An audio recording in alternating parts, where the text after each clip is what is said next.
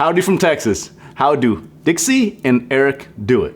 Welcome to our YouTube channel. We are really excited to share with you guys sort of a behind the scenes look into the production of different campaigns and productions that we do. And really, we're going to be telling you guys a lot of secrets throughout this whole series, and also taking you guys on set with us to see what really goes on behind the scenes. So it's going to be a really fun adventure. Yes. And I'm really excited to have Eric Jang, who is my incredible crew chief and freaking lighting ninja.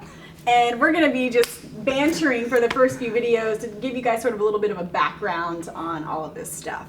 So boss, how did you start in this business? Yeah, so I sort of had basically I've always had photography jobs. From Little League photography, I would do all the sports teams type of photos, the cheesy ones. I love those. Where you've got like a soccer ball in one hand and those cheesy poses. We shot those on film, believe it or not. Oh yeah. Yeah, and then I joined the yearbook staff. My image ended up making the cover of the yearbook, so that was like the moment that I decided to be a photographer. And then I went off to school and then I started shooting on the weekends, like portraits and weddings and whatnot. And then my junior year, I studied abroad and spent the whole summer in London and studied abroad with the world-renowned fashion photographer. And that's when I really fell in love with the fashion photography. So ultimately, that's what I've been shooting ever since. And you know, lately we've been doing different campaigns for Nikon and Virgin and gosh, Florsheim shoes. We've done so many different productions together, and now it all comes full circle. Right. So your first job, you got a cover on. Yeah. That's awesome. That is crazy to think about. I love that.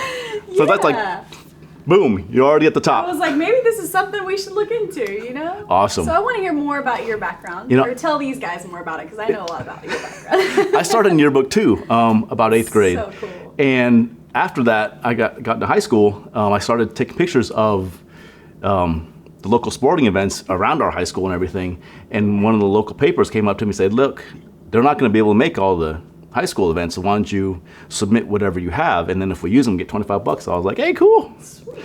And then after You're that, getting paid in I was getting paid school. as soon as I was in 9th grade, which is awesome. And then after when I graduated, I was like, wait, what am I gonna do now? Because I didn't apply for any colleges or anything. Right. And I was like, oops. But I found out that hey, you can do this for a living, so I stuck with it. I'm like, hey, great. So went to art school, but that was a long time ago. So how many years have you been doing lighting? Well, I probably got paid that from a newspaper gig back in 1990. Wow. So lighting-wise, probably right after college, right around 94. And I've loved it ever since. Yeah. And I found out that I didn't love being a photographer. Like, it drives me bananas. So I always say I'm allergic to the camera. But I love the whole aspect of everything around it, the creativeness at the pre-pro meeting, being able to create during the pre-pro meeting. Absolutely. And then just really playing a lot with the light, the backgrounds, and then the pose, whatever specific job we have. I love being able to expand that as far as I can, and then we can kind of hone it back and do our gig. But I love that part of it. I just don't love taking the picture part of it. So that's just where I'm at, and I love that part. Yeah. So the lighting part I love still, and that's why I'm still in this biz. It's so much fun. Yeah. We've done so many fun jobs. Dude, it's great. We're going to go behind the scenes on a lot of productions. Yes. Oh, we have to talk about a secret. Because in every video, we're going to tell you guys a really interesting secret about that not many people know. Well, maybe not every video, but we'll try to get as many secrets as possible. Yeah. So this secret has to do with this mug. You notice what it says on it. This is the boss. The boss. And this is also the boss. So tell them the secret of where the boss came from and why it's such a brilliant thing to do. So really the boss is through to my laziness. I call people boss, and because I got sick of remembering people's names.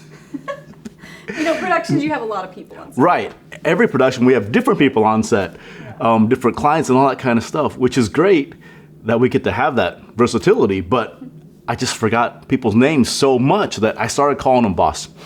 And I figured out if I do it in such a way where it's really respectful, like I'm calling them ma'am or sir, in a respectful way, that they'll put them on a little higher plane than me, and then I'll kind of get that respect back. So I kind of call everyone boss. I'll call everyone boss on set. I and always it's just hear you say, easy. "You got it, boss. You got it, boss." Right. You know, throughout the whole day. And then I call Eric boss as well. So it just becomes this whole, it's interesting how it does make you feel good about yourself when people say, "You Yeah. got it, boss." Like, it makes you feel powerful, I think. And so I think it's a really great tool. Yeah, I love doing You it. say it the right way. Yeah. And in this series of videos, we're going to take you through, I think, learning from our mistakes, because I've made a lot of them. So hopefully I So can have I. show in this video series, things that I've done wrong, but then also things that I've done right. And when you do the wrong things, how to correct it. Because that's the hard part. If you do something wrong, True. it's just like you did something wrong. It's no big deal, but if you can't correct it, then it becomes a really bigger deal. So throughout this series, we're going to show you what we think, how we do it, and then what happens when it goes wrong, I love and then how to that. correct it. So It's gonna be very, very real. We're gonna just Yeah. throw it all out there. there's going to be a lot of cursing probably. Yeah, but I think that's really important to see because so much of the photography industry in general and commercial industry is a lot about problem solving.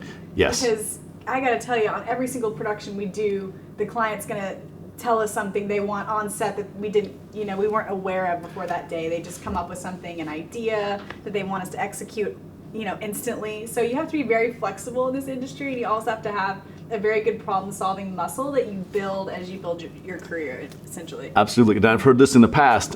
Photography is about 10% of taking pictures. The rest of it is all pre-production. Yes, and It's all the post-production. in post-production. So taking the pictures, doing that part on set is only about 10% of this work. So Yeah. hopefully we can give you some insight into the rest of the part, the 80%, 90%. How the sausage is made. That's right. Ooh, sausage sounds good. He's a foodie. So All I right, think you that guys. basically Yeah. sums it up. And we look forward to seeing you guys in our next YouTube video. Cool. Take care. Cheers.